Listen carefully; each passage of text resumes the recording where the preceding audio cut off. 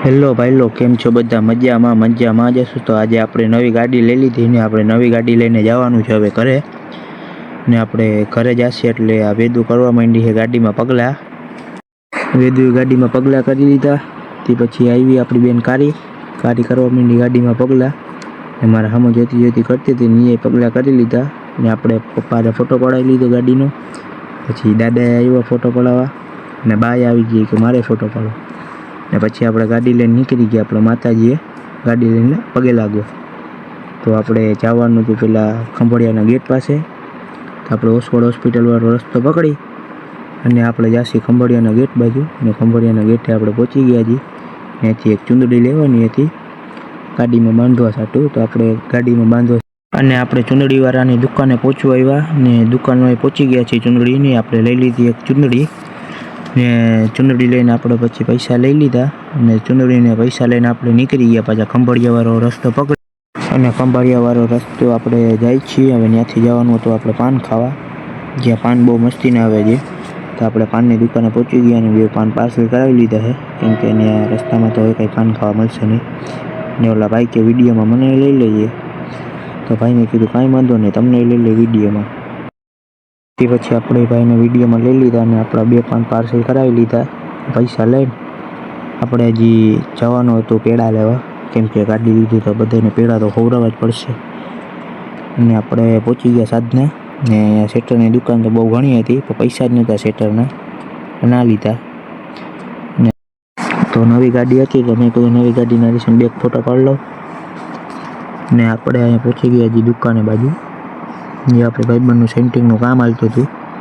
તો આપણો ભાઈબંધે સેન્ટિંગનું રાખેલું હતું ને એને મળી આવ્યા. અને આપણે કિલો એક પેડા લેતા તો ભૂલી ગયા. તો આપણે જાય છીએ હવે કિલો એક પેડા લેવા. ને પેડાની દુકાન આપણે કિલો એક પેડા લેવાના હતા તો આપણે કિલો એક પેડા લઈ લીધા છે કેસર પિસ્તાવાળા. ને આપણે જાય છે હવે માટે.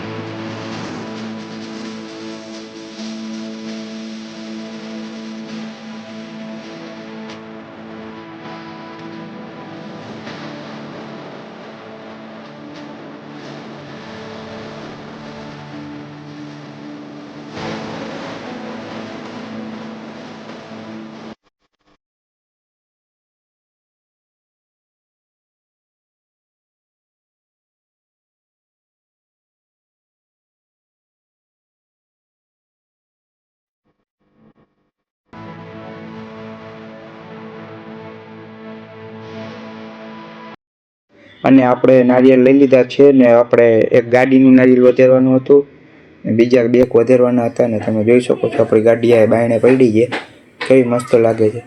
અને હાલો આપણે હવે જઈએ મઠની અંદર, કેમ કે આપણે આ મઠનો દરવાજો આવી ગયો ને આપણે જઈએ હવે અંદર. તમે જોઈ શકો છો બધા માતાજી બેઠેલા છે અંદર મઠમાં. ને ભાઈ નીચે નારિયેળ વધારી લીધા ને આપણે હવે પગે લાગીને જાય છીએ ઉપર આપણા સુરાપુરા દાદાની સમાધિએ પગે લાગવા. તો અહીંયા આપણા ઉપર ડુંગરની માથે આપણા સુરાપુરા દાદાની સમાધિ આવેલી છે. તો ત્યાં આપણે નારિયેળ અને દીવાબત્તી કરવાના હતા. તો એક નારિયેળ લઈ લીધું ને એક અગરબત્તીનું પેકેટ લઈ લીધું ને હું ને મારા કાકા જાય છીએ ઉપર સુરાપુરા દાદાના સમાધિએ, કેમ કે ત્યાં આપણે નારિયેળ અને અગરબત્તી કરવાની હતી. તો અહીંયા ઉપર આપણા સુરાપુરા દાદાની સમાધિ આવેલી છે. તો આપણે સમાધિ કોર જાય છીએ ને સમાધિએ પહોંચીને આપણે પહેલાં નીચે બૂટ કાઢી નાખ્યા, કેમ કે ઉપર તો બૂટ પહેરીને જવાય નહીં. આપણે બૂટ કાઢી નાખ્યા.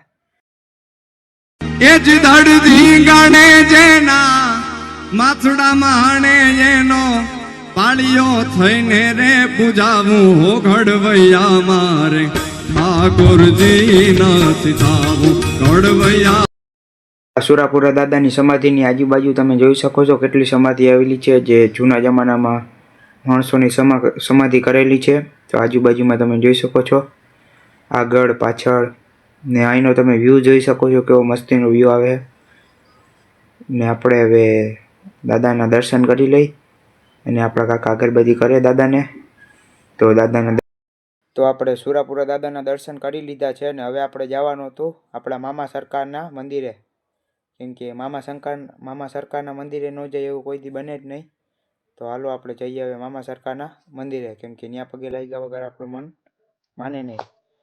ને આપણે હવે મામા શંકરના મંદિરે આવી ગયા છીએ.